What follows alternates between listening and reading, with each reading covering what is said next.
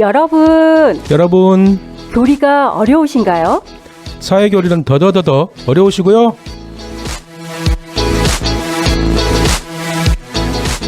네, 가톨릭 사회교리가 낯설고 어려운 분들은 이 시간 놓치지 말고 함께 해주세요. 세상을 걷는 예수.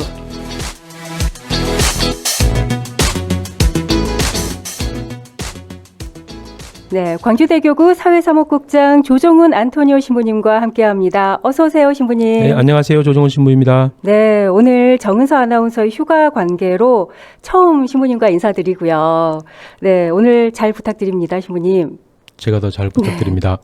어떻게요? 한 주간 더위에 잘 지내셨어요? 예, 방금 폭염 그렇게 더운지 몰랐는데 지금 네. 덥다고 이야기하네요.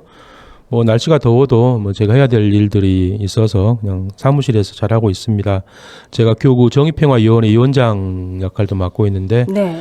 언젠가 방송에서 제가 영광 한빛 1호기, 2호기 또 수명 연장에 대해서 간략하게 말씀드렸는데 교구 정의평화위원회에서는 교구민들이 궁금해하는 내용에 대해서 영광 한빛 원자력 본부에 이제 질문지를 발송을 했습니다. 그래서 세 가지 질문을 했는데 첫 번째는 원자력 발전소 1호기와 2호기가 2025년, 2026년에 수명 연장이 끝나는데 10년을 더 연장하려는 이유가 무엇인지, 그 두 번째는 이제 1호기와 2호기 수명 연장을 위해서 법적으로 해야 되는 내용들이 있습니다. 그래서 방사성 환경 영향 평가서 초안을 공람을 해야 되는데 주민들이 쉽게 이해할 수 없는 내용으로 되어 있어서 다시 쉽게 이해할 수 있도록 다시 제작할 의향은 있는지, 그리고 이 초안을 작성하는 데 사용했던 그 기준이 무엇인지에 대한 두 번째 질문을 했고, 세 번째는 핵발전소는 단 한 번의 사고로 수많은 인명피해가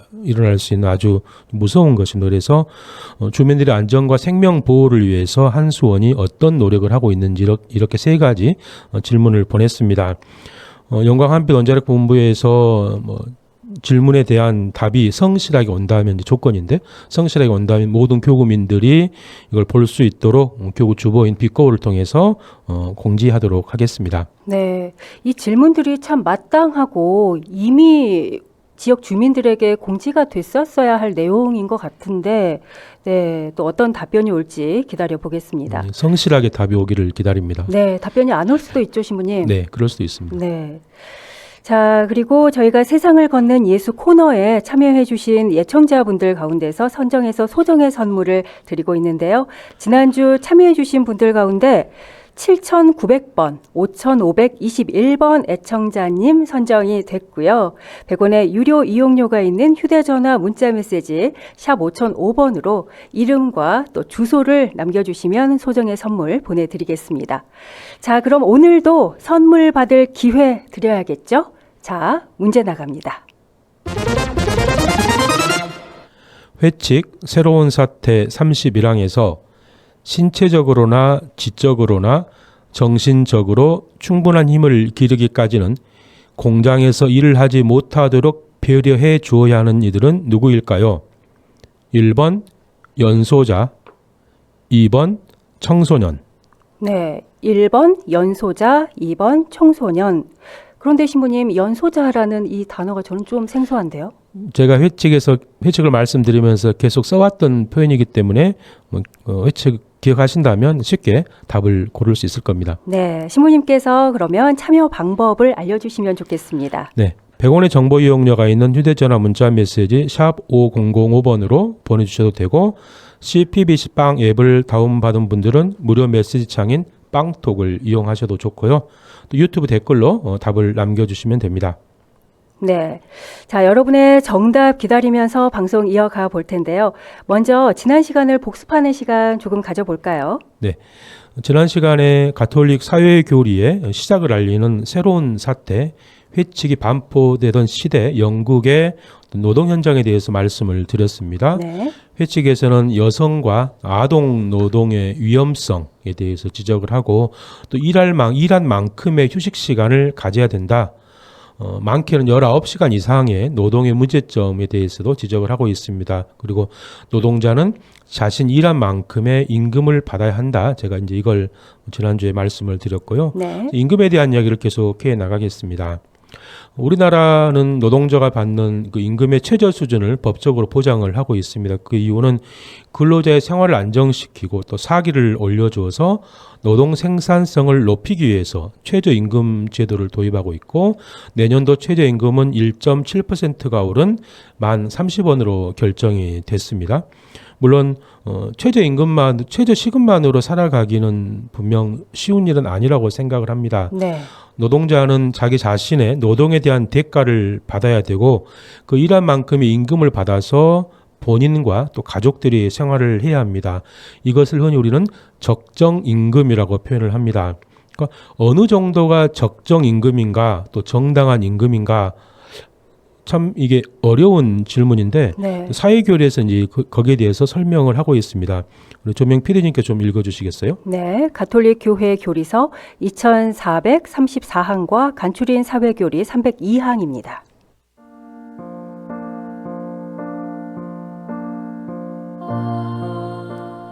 적정한 임금은 노동의 정당한 결실이다. 임금은 거절하거나 체불하는 것은 중대한 불의가 될 수 있다. 공정한 보수를 평가하려면 각자의 필요와 그의 공헌을 동시에 참작해야 한다. 노동의 보수는 각자의 임무와 생산성은 물론 노동 조건과 공동선을 고려해 본인과 그 가족의 물질적, 사회적, 문화적, 정신적 생활을 품위 있게 영위할 수 있도록 제공되어야 한다. 당사자들의 합의만으로 정한 임금의 액수를 도덕적으로 정당화할 수는 없다.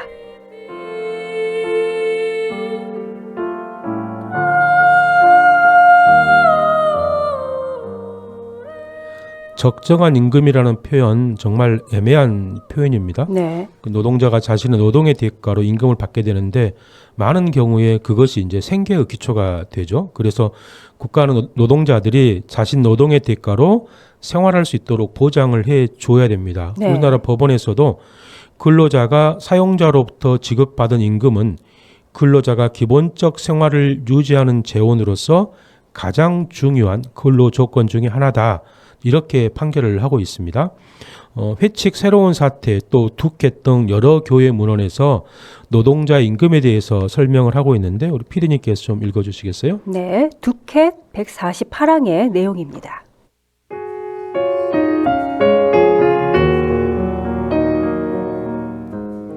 임금이 일반적인 수준 이하로 떨어지면 인간은 자신의 미래를 더 이상 계획할 수 없고 피고용자로 자신의 보호권의 제약을 받습니다. 인간에게는 노동을 할 권리와 정당한 보수를 받을 권리가 있습니다.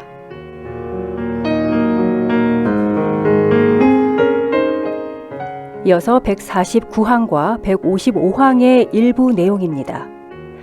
노동은 가정 생활을 위해 물질적이고 윤리적인 기본 토대를 일구는 데 기여하기도 합니다.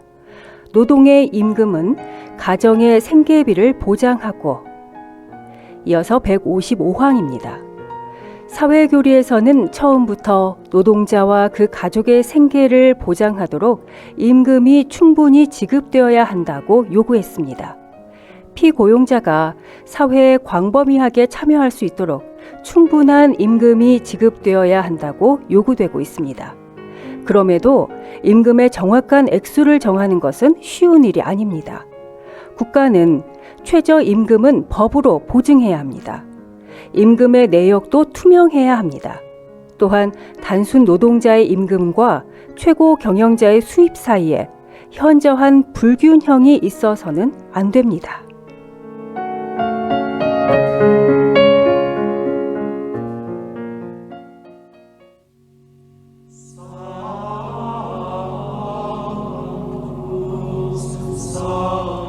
이번에는 새로운 사태 32항과 14항의 일부 내용입니다. 32항. 임금은 노동자가 검소한 생활, 말하자면 최소한의 안락한 생활을 유지하는데 미흡해서는 안 된다. 14항. 자본가와 고용주들의 의무 가운데 가장 기본적인 것은 각 노동자에게 정당한 임금을 주는 것이다. 여러 가지 사항을 고려해 정의에 따라 임금을 결정해 주어야 한다.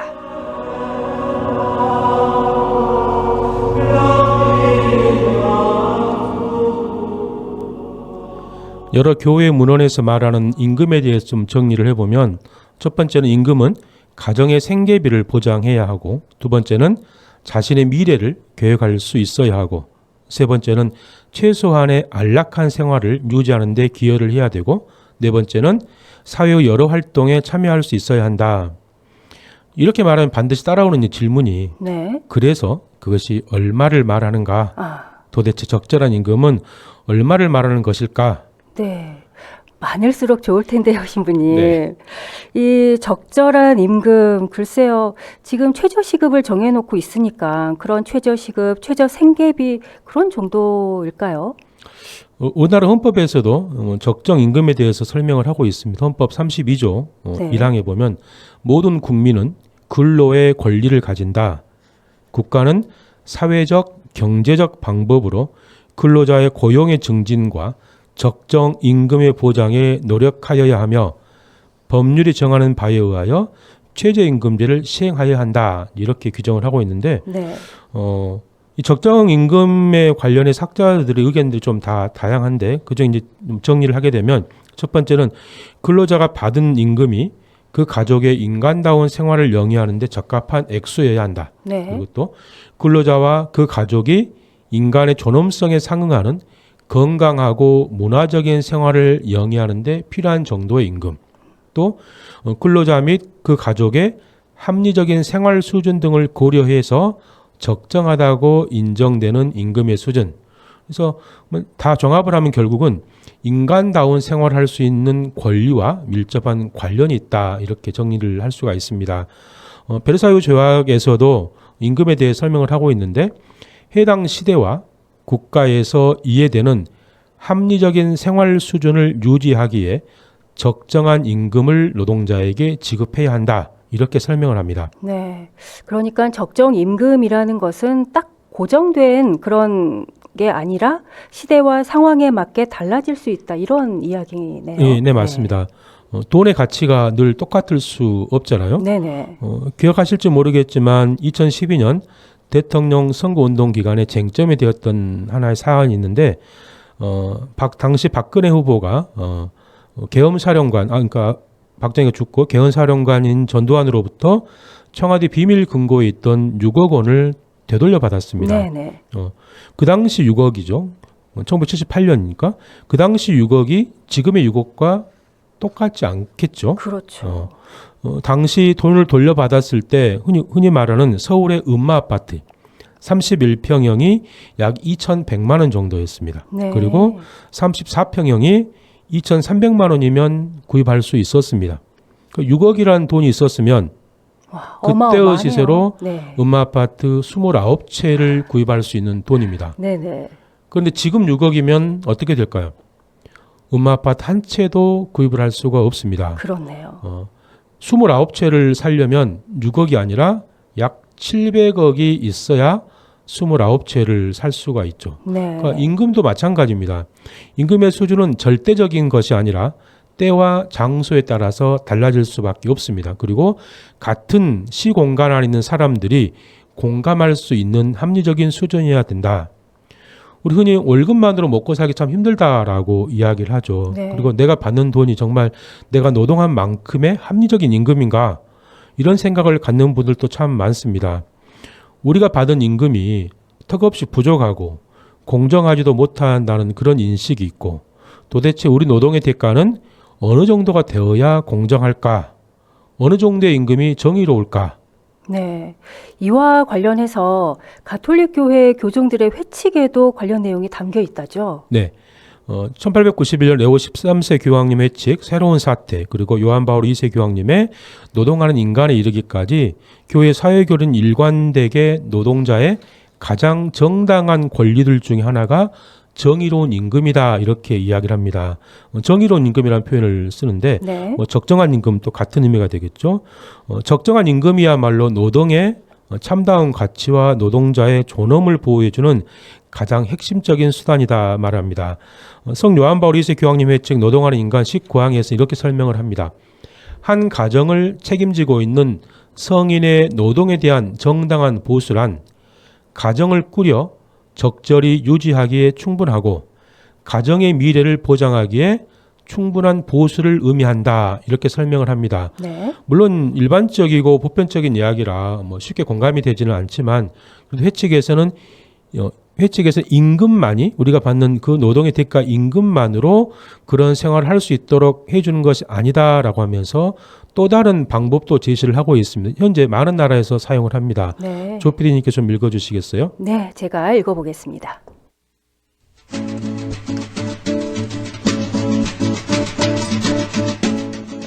이러한 보수는 이른바 가족 임금, 즉 가장의 노동에 대한 보수로 다른 배우자가 가사 이외에 다른 유급 직업을 갖지 않아도 가족의 필요를 충족시키는 단순 임금이거나 또는 가족 수당이나 가사에만 전념하는 어머니들에게 주어지는 배우자 보조금 같은 다른 사회 조처를 통해 주어질 수 있다. 이러한 보조금은 자신의 생활에 상응하는 책임을 질 위치에 있지 않는 동안은 실질적인 필요, 즉 부양가족의 수에 상당하는 것이어야 한다.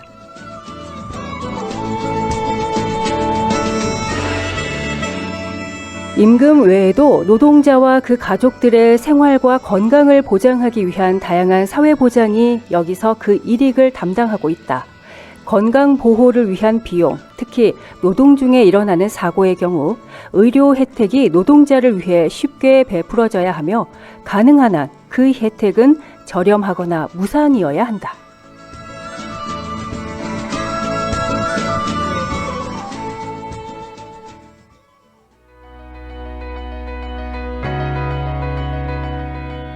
사회보장의 다른 측면은 휴식의 권리와 관련된 분야다. 우선 휴식의 권리는 적어도 일요일을 포함한 정기적 주간 휴식과 장기간의 휴가, 즉 1년에 한 번의 연가 또는 가능하다면 연중 수차례 단기 휴가를 포함한다.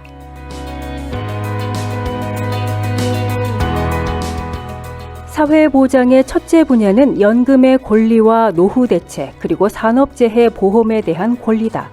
이러한 기본 권리들의 영역 안에서 노동에 대한 보상과 더불어 노사관계를 결정하는 전체적인 특수 권리 체계가 발전돼 나온다.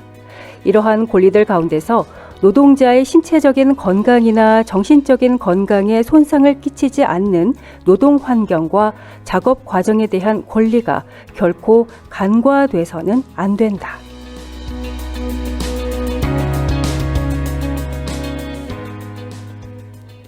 이러한 보수는 다른 사회 조처를 통해 주어질 수도 있다 이렇게 표현하는데 네.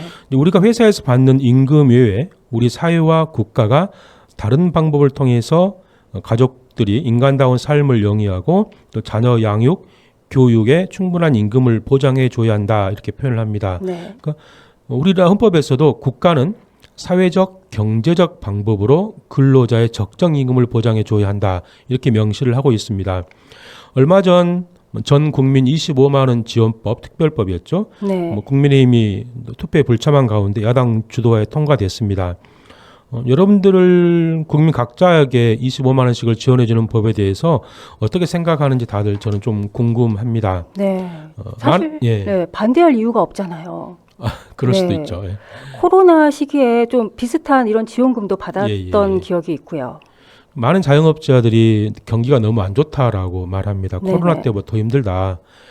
그런데 정치인들은 또 민생 경제를 말하면서 또 정부와 여당은 반대를 하고 있고 주무부처인 이상민 행정안정부 장관은 법률안에 3가지 중대한 문제가 있다라면서 반대를 합니다. 네, 3가지나요? 네. 네. 첫 번째는 법률안은 정부로 하여금 공포 후 3개월 안에 반드시 지원금 지급을 위한 추가 경정 예산을 편성하도록 강제하고 있다.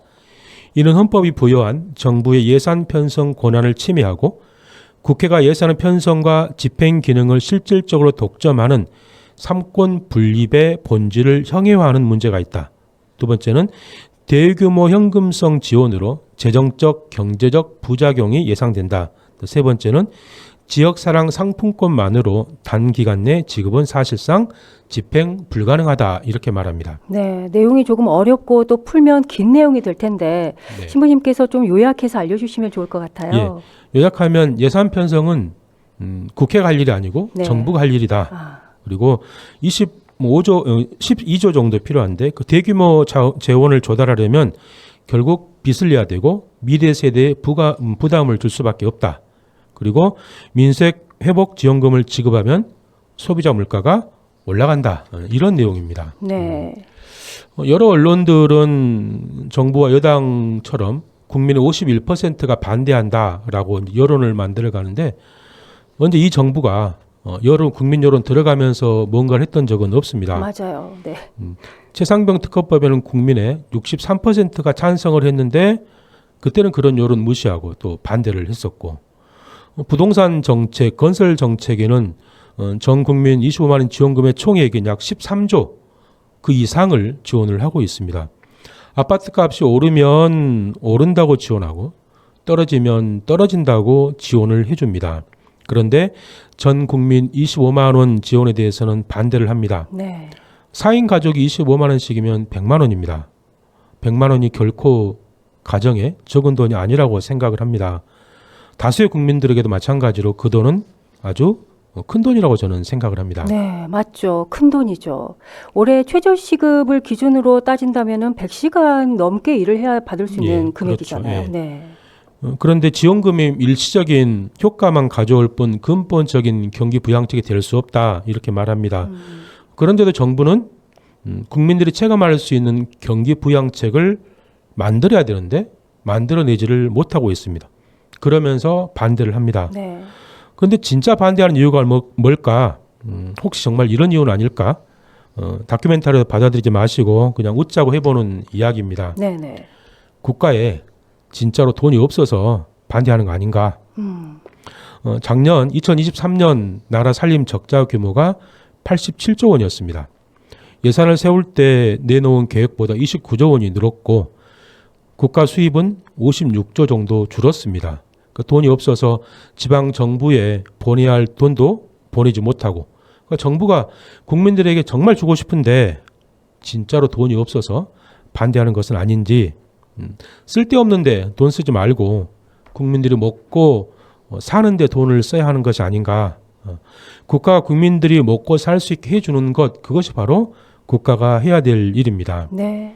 우리 조 PD님은 노동자가 자신의 노동의 대가로 받은 임금이 있고 국가가 지원해주는 임금이 있는데 혹시 그것을 뭐라고 하는지 아시나요? 국가가 지원해주는 임금을 뭐라고 하는지는 모르겠는데 국가가 주는 좀 보조해주는 그런 거는 이제 뭐 실업급여라든가 또 육아휴직 급여 예, 이 정도? 네. 맞습니다. 그것도 임금입니다. 네네. 실업급여도 그 중에 하나이고 임금에는 두 가지 종류의 임금이 있습니다. 네. 첫 번째는 노동자가 자신의 노동력을 판매한 대가로 받는 임금이 이걸 우리는 시장 임금이라고 표현을 하고 네. 또 하나는 사회적으로 얻는 급여 사회임금이 있습니다. 그래서 노동임금과 사회임금 이 두 종류의 임금이 있습니다.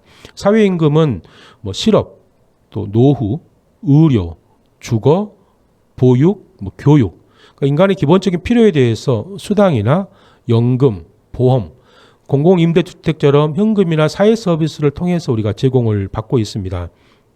각자의 소득 수준과 상황에 맞게 세금과 우리가 보험료를 내고 있고 또 기본적인 필요에 의한 혜택을 그렇게 보는 것입니다. 버는 만큼 내고 필요한 만큼 받는 것이죠. 뭐 교육 혜택, 아프면 의료 혜택을 받고 네. 해고되면 실업급여를 또 노후에는 노인연금을 노령연금을 말합니다.